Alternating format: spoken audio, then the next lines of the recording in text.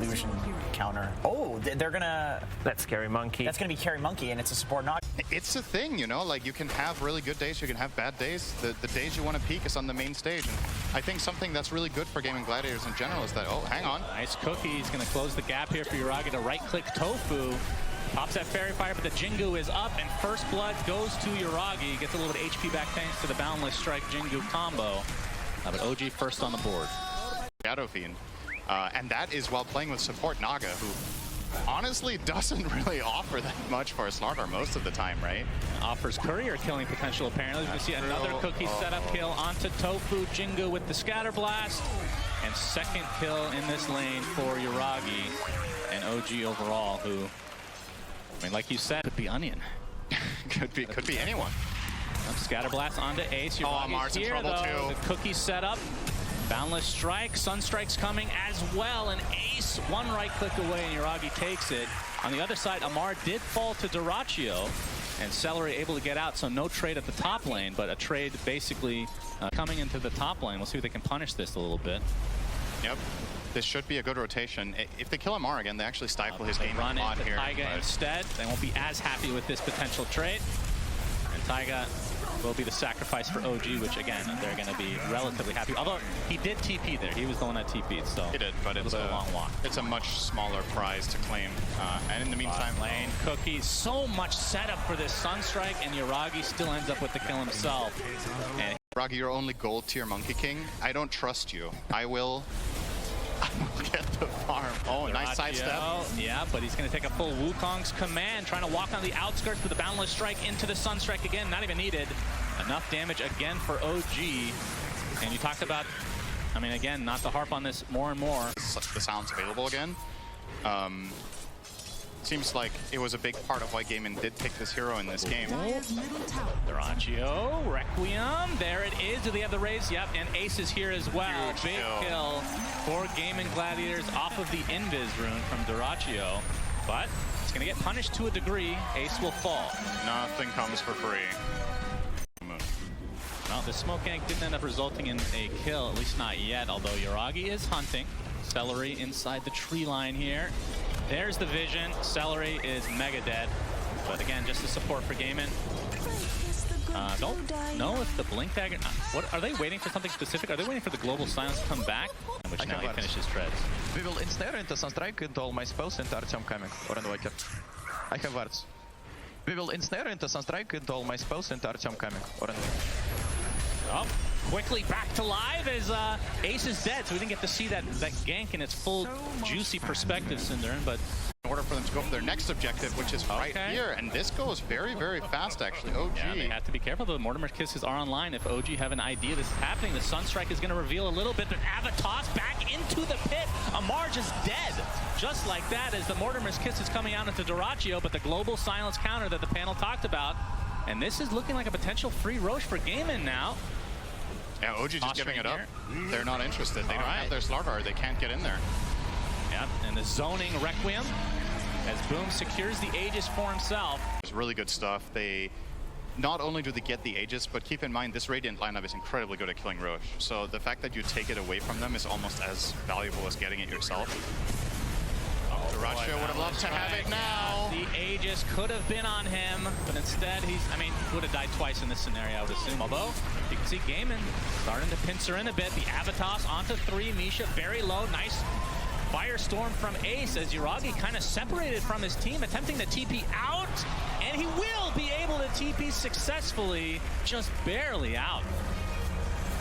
The Aegis was consumed. OG's momentum right now to a degree, despite that Roche. This aggressive move from OG could actually fail horribly. They don't know that they're visible under the ward. And the toss, Requiem to follow. Yuragi is mega dead, and here comes Ace with the Fiend's Gate. Misha's going to be the second kill, so nice pickups for Gaiman. What a sick ward. Like, I totally understand OG don't expect there to be vision there minute. For how the game is going right now, you want the extra, I mean, even just the extra little bit of fear is actually very helpful. Why are you laughing? Isn't that the best part? It's so good. I mean, it's half a second, right? He gets initiated on by Amar, who pops his newly picked up BKB, continuing to bash away as the Wraith Pact is placed. The global silence is not really going to dissuade OG from continuing any further. And Taiga, he's going to get the backup of the rest of his team now. And now the focus is entirely on Ace, and the Mortimer's Kisses are going to be enough. Double kill for BZM off the back foot of this. 3 dead for Gaiman as they are punished severely for entering OG's jungle. With a better map positioning perhaps, but like they don't have to make a lot of moves as long as the lanes are in the right position. They feel very comfortable with just scaling up. Yep, Celery tanking the gank. Deleted. More alacrity and yeah, pretty much Pushing out mid lane with raises. Yep, as Roche is already approaching the half HP mark. We'll see if Gaiman can try to contest this, because this could be a turning point for them in this game, no doubt about it. They're going to run right into Misha as Roche is abandoned temporarily, but Ace is caught out. Yuragi gets off his ultimate, but he's taking heavy damage, has to pop the BKB, and now everybody tries to reset as the global silence comes in. Kind of resets his fight to a degree as Boom gets the Avatos onto Misha. It's going to be close on this kill. Finally finds it. That's just the first death in this engagement. As you can see, Amar going to town on the BKB SF through the song. And he's going to find that kill relatively easily, but he's going to be traded as a double kill for Celery of all heroes. And it turns into a 3 for 2. BZM has to ghost walk away. Yuragi's still fine and healthy, as the rest of Gaiman might have to reset a bit as 2 cores have died. And really the trade is for 2 supports is BZM. Nets the double kill thanks to that SUNSTRIKE. And they're starting to poke Roche a bit. There is Song of the Siren. This is not safe. Yeah. No Mortimer's Kisses at the moment, though. Here comes the Tornado. It's going to clip Doraccio, and of course they have the spam of the illusions to give the vision here, as Roche just continually taking these tickles time and time again. Smoke out from OG. Requiem trying to buy some time to be able to take the second Roach, and they get it. Doraccio with the Aegis and the Shard. Did he just last him with SUNSTRIKE? Looks like they actually want to try to fight this. Is OG able to get the beautiful Meteor onto several heroes, but Tofu and company able to maneuver onto the other side of the pit. They haven't lost anybody here. With Thienesgate, kind of Dawnbreaker-esque gameplay that this hero can pull off. So they're not even too worried about ending up trading towers, but they should be worried about Ace's life potentially, trying to fade out a BKB here. Now he doesn't have the mana for it. Yeah, TPs are coming, but he's done. Amar. TPs matter not. Wukong's command use from Yuragi, I guess that's going to be used to ward off the rest of Gaiman that were All right, it's forcing time. Indeed. Here we go. Less than a minute left on the Aegis, so see how OG want to try to approach this. Do they have any offensive force stuff? Balance strike, and look at the damage! The Aegis is just gone like that. Now the Wukong's command into the Meteor, and Doraccio dies a second time in the blink of an eye. Ace has to BKB Fiend's Gate away, and the rest of Gaiman have to ditch. Celery doesn't have that opportunity, and it looks like Tofu's TP gets canceled as well, so 3 dead as OG just on another level here. Now with a 12K lead. Literal permabash is insane. Yep. Man, Clean. so hard to play against that. As Tree Volley coming in. Boom. Oh, okay. Some damage gets the Avatos back into the pit. And they're going to get some form of revenge onto Amar. But they're going to need a lot more of that to get back in this game. Well, they could at least claim a mid-tier 2. I don't think Amar is interested in going back for that unless OG do get a very clean setup once again, but maybe they're going to just try to defend it the aggressive way. They're pushing top, and he's initiated on. The sheep stick is there, and he is deleted. They can actually sending back the Underlord for now.